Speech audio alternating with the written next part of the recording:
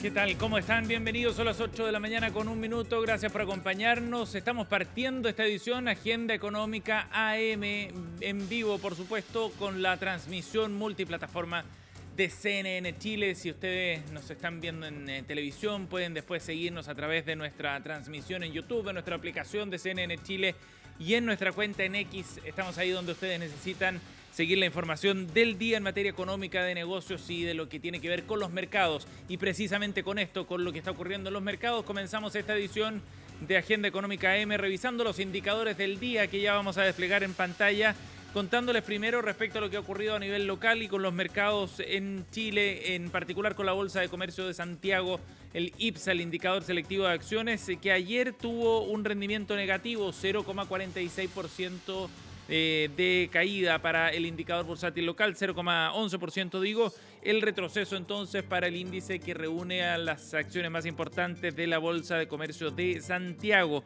Esto en línea con algunas bolsas a nivel regional, por ejemplo la Bolsa de Argentina, la de Colombia, también cerraron con retrocesos el día de ayer. El dólar, por otro lado, cerrando en 940 pesos, mientras que el euro cerró en 1.131 pesos el día de ayer. Ese fue el cierre para la moneda del mercado único europeo. Por otra parte, la UF tendrá un valor de 39.179 pesos el día de hoy. Los indicadores nacionales con los que estamos partiendo esta edición. Vamos a ver qué es lo que está ocurriendo en la bolsa a nivel internacional. Resultados positivos en Wall Street, donde hubo un repunte fuerte ayer.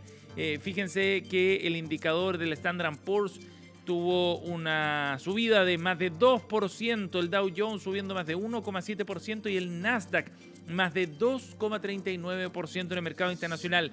Ojo con esos datos, porque empieza a hacerse ya un balance de lo que ha sido el mes de mayo desde el punto de vista del rendimiento de los fondos de pensiones a nivel nacional.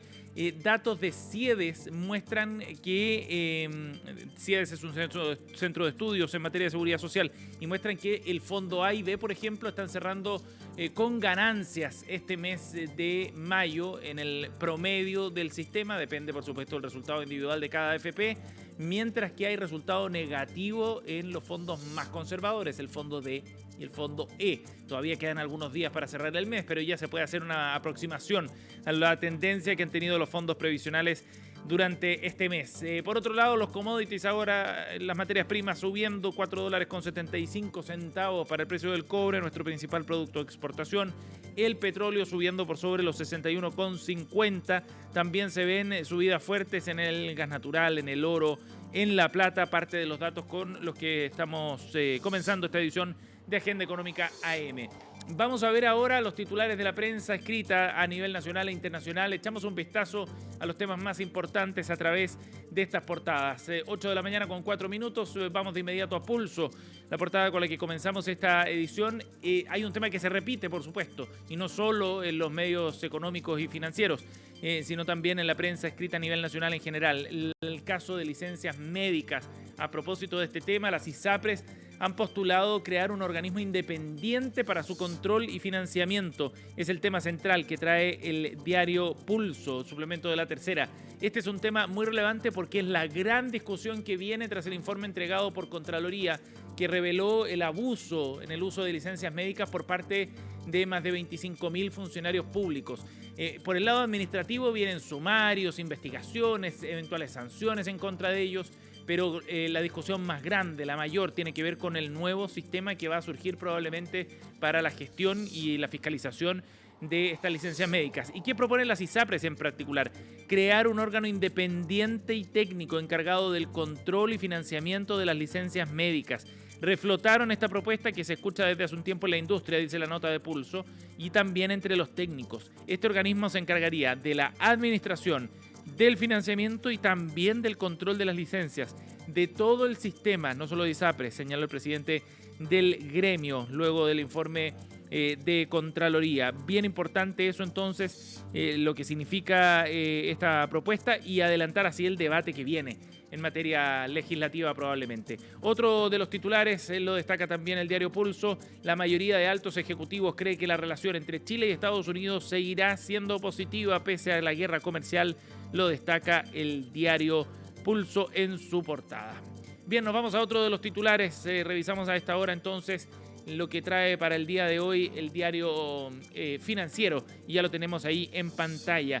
Destacan que más de 1.000 funcionarios salen del gobierno, siguiendo la línea con el escándalo que se ha generado a propósito de las licencias médicas. Ayer el ministro Marcel entregaba un balance y explicaba qué es lo que ha ocurrido y cuál es el desglose de estas cifras del informe de Contraloría. Bueno, más de 1.000 funcionarios ya salieron del gobierno central. Ahora, el ministro explicaba que no significa que hayan salido después del informe, sino que son personas que estaban involucradas en esta investigación que sencillamente ya no están dentro del gobierno central. O sea, pueden haber salido antes y por múltiples razones, no necesariamente porque se haya cursado un sumario, por ejemplo, o porque hayan renunciado a propósito del escándalo. Mientras tanto, en otra lista, la Contralora pide mayores atribuciones para poder investigar este tema. Mientras el ministro Marcel explicó que del orden de 1 de cada 10 involucrados en el mal uso del reposo ingresó al Estado a partir del año 2022. La mayoría entonces venía de gobiernos anteriores, destacaba el ministro Marcel, para evitar malos entendidos también y atribuciones políticas a quienes están involucrados en este escándalo. Lo último, otro de los titulares que trae Diario Financiero, muy importante esta noticia: el presidente y vicepresidente de SQM renuncian al directorio y por primera vez una mujer liderará la compañía. Aparece en pantalla Gina Oquetó, es la nueva presidenta entonces del directorio de SQM, una ejecutiva de larga trayectoria que ya formaba parte del directorio y que va a encabezar entonces la mesa de la firma por primera vez, marcando así un hito entonces para SQM, un cambio de roles súper importante dentro de la empresa que responde, dice la nota, a la política interna que ha llevado adelante SQM en el último tiempo, y como decíamos, marca un hito porque es la primera mujer que encabeza este directorio. Muy importante la noticia, sobre todo en momentos de cambio relevante para la empresa SQM. Y por último nos vamos al otro titular que nos queda pendiente, 8:08 minutos. Veamos qué trae el diario El Mercurio, portada principal para esta revisión del suplemento de Economía y Negocios, donde se destaca la salida de Southern Cross, esta emblemática empresa de inversión que alista nuevas ventas en su camino de salida del sector. Lo último que conocimos es cómo salió del 11% que tiene en Unimark, que se pondrá en subasta.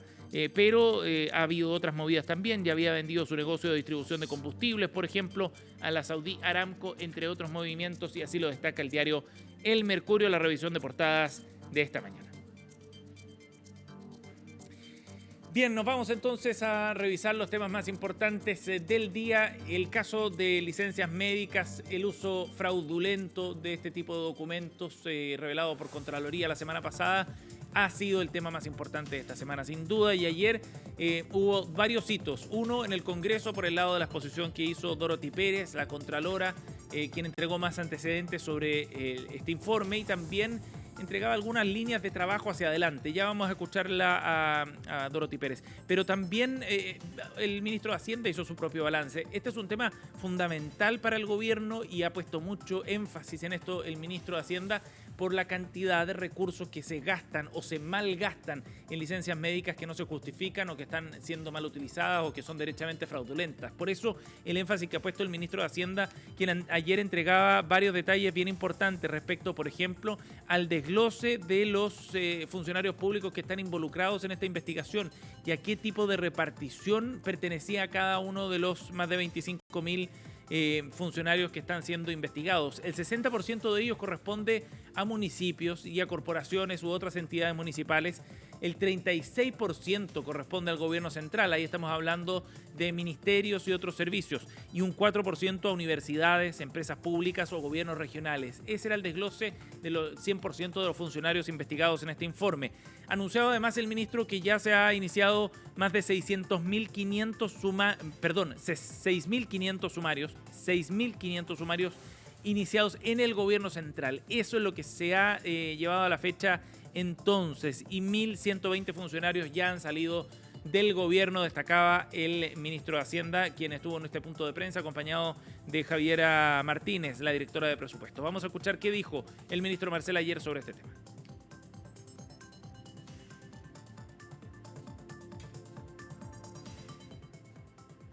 más o menos 8.000 corresponden al gobierno central. El resto corresponde fundamentalmente a las municipalidades.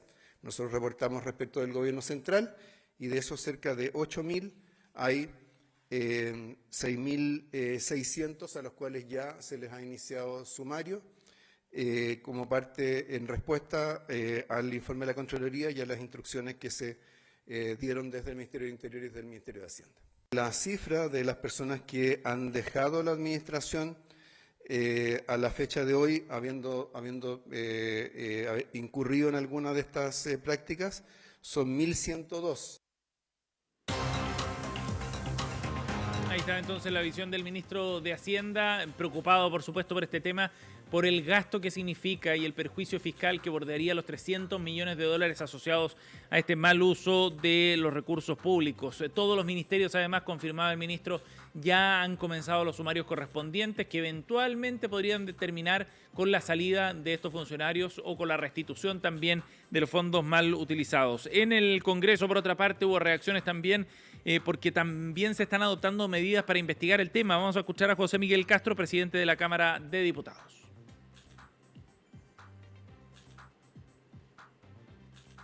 El tema de los funcionarios, por lo menos en la Cámara que me corresponde a mí presidir, será tomada con la máxima seriedad. En ese sentido, aplicaremos las máximas sanciones a aquellas personas que se han desviado de lo lógico de un funcionario público, que es cumplir su labor sin salirse de la ley y, por supuesto, manteniendo un régimen de probidad.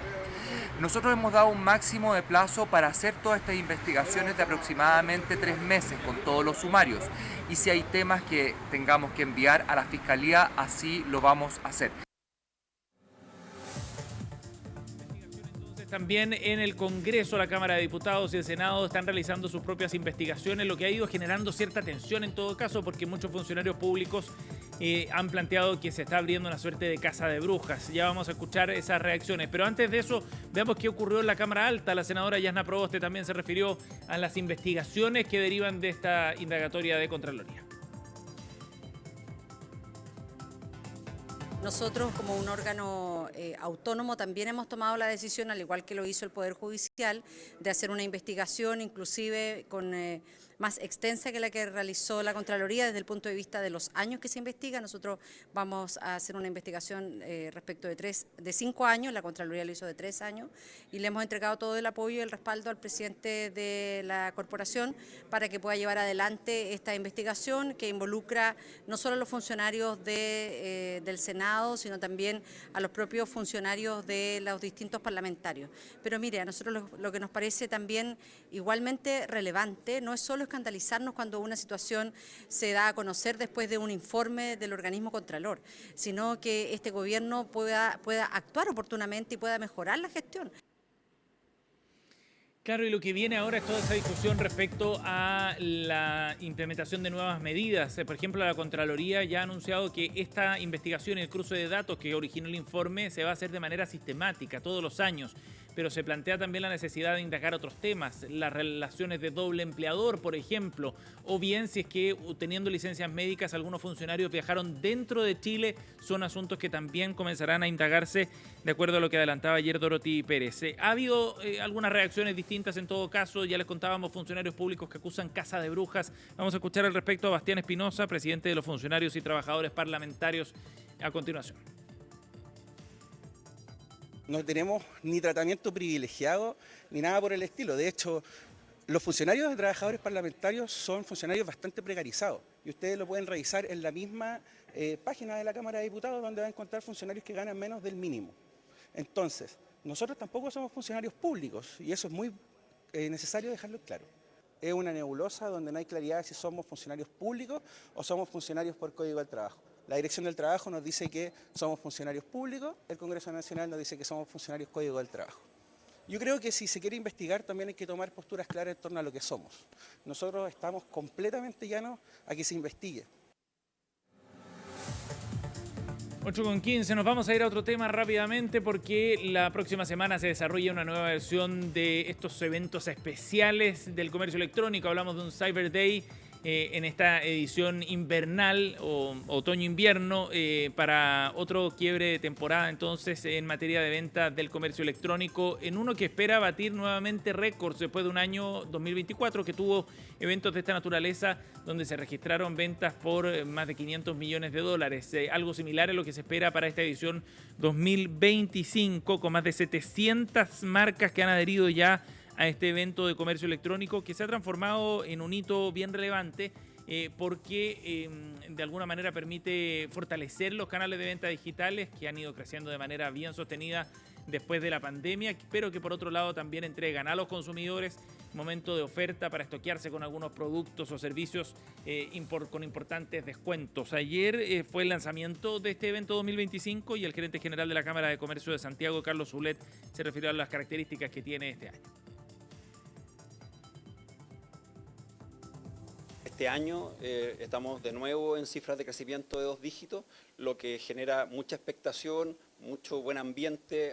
Las marcas también están muy jugadas con el cyber, por lo que creo que hay un mejor ambiente en el e-commerce en general, que cambia un poquito el contexto de los últimos años, que fueron bastante restrictivos desde el punto de vista de la expansión del consumo. Van a haber errores. Es imposible que en 5 millones de transacciones no existan errores y para eso es que disponibilizamos resolución en línea, en donde a través de una plataforma, con clics, no tratando de buscar a alguien por teléfono, etcétera, con clics uno pueda llegar a soluciones. Bien, ahí entonces el detalle de este evento que comienza el próximo lunes a las 0 horas del próximo lunes y se va a extender por 3 días entonces para quienes estén interesados en aprovechar alguna de esas ofertas. Nos vamos a ir a la pausa, 8:17, ya seguimos con más.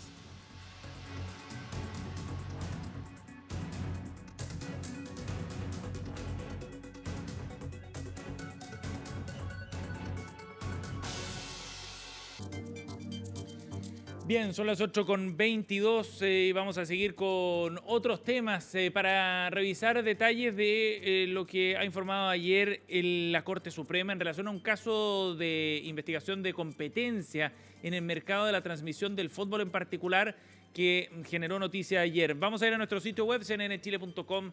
Ahí vamos a ver los detalles de esta información que nos cuenta sobre el fallo ratificado por la Corte Suprema del Tribunal de Libre Competencia sobre la posición monopólica de parte de TNT Sports. La firma y empresa deberá pagar una multa de más de 26.000 millones de pesos después del golpe que ha aplicado la Corte Suprema. Recordemos que aquí hubo un fallo, una sentencia del Tribunal de Defensa de Libre Competencia de mayo de 2024. En ella se condenaba al canal del fútbol, hoy día TNT Sports, por abuso de posición monopólica en el mercado de la transmisión en vivo y en directo de los encuentros deportivos del Campeonato Nacional de Fútbol Profesional. Esa sentencia del Tribunal de Libre Competencia fue apelada, llegó a la Corte Suprema y ahí entonces en el máximo tribunal se ratifica aquella sentencia y mantuvo además la condena de una multa equivalente a 26.000 millones de pesos. La multa está fijada en unidades tributarias anuales, pero son 26.000 millones de pesos, la más alta impuesta por un ilícito competitivo. A la fecha destacaban desde la Fiscalía Nacional Económica. Recordemos que es la Fiscalía precisamente la que desarrolló la investigación, la que interpuso entonces estas sanciones o llevó el caso al Tribunal de Libre Competencia solicitando estas sanciones y de esa forma entonces después de estas dos instancias queda ya firme. Prohibió la totalidad de las prácticas comerciales que la Fiscalía Nacional Económica objetó en su acusación, eso sí. Ahí le da algún punto a TNT Sports, pero de todas maneras establece básicamente que la empresa debe poner término a una serie de conductas anticompetitivas. La fijación de precios mínimos de reventa, dice el fallo, y también la limitación de las promociones que los cable operadores pueden efectuar respecto a las señales de CDF Premium o CDF HD. Ese es parte del contenido entonces de esta sanción, pero es bien relevante porque establece la Corte Suprema que cada una de las prácticas denunciadas por sí sola y más aún en conjunto configura un abuso de posición dominante. Como tal, produce los efectos anticompetitivos que se le atribuyen. Así entonces, no solo es la multa, sino también las sanciones o las prácticas sancionadas más bien, las que están en tela de juicio en este fallo y que ratifica la Corte Suprema. Solo para cerrar este antecedente, el fiscal nacional económico Jorge Grunberg valoró la decisión del máximo tribunal, destacó que esta sentencia constituye un hito en la persecución de los abusos de posición dominante en nuestro país y valoraba en ese sentido la señal muy clara de la Corte Suprema sobre la gravedad que tiene este tipo de conductas anticompetitivas. Ahí los detalles. Si ustedes quieren ver más información, entren a nuestro sitio web cnnchile.com. En la sección negocios encontrarán más información al respecto. Bien, 8:25, cerramos esta edición de Agenda Económica AM. Muchas gracias por acompañarnos, atentos a lo que está ocurriendo durante esta jornada con los mercados y también con la evolución del debate de licencias médicas. Ojo con eso porque vienen varias novedades durante el día en las propuestas para reformar este sistema que claramente ha hecho aguas la luz del informe de Contraloría de la semana pasada. Nosotros los dejamos invitados a seguir la transmisión multiplataforma de CNN Chile. En unos minutos comenzamos CNN Chile Radio con Carolina Orrejola. Que tengan un buen día.